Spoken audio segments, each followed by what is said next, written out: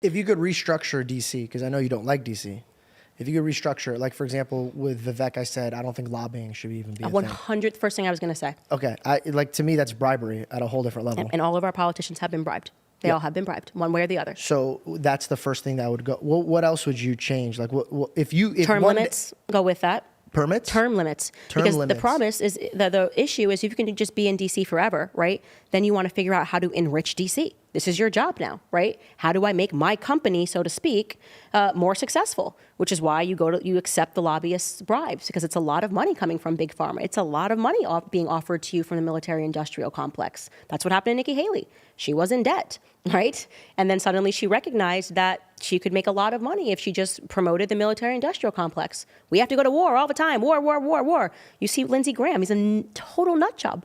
You know, bomb Iran. The heck is wrong with you? Why are you saying that?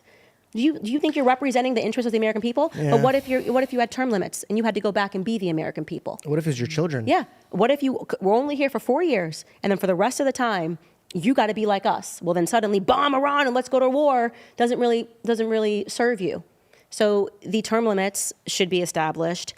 Lobbying should not be accepted whatsoever. No bribes should be allowed. Yeah. Going to DC should be an act of service because you're not going to make a lot of money, right?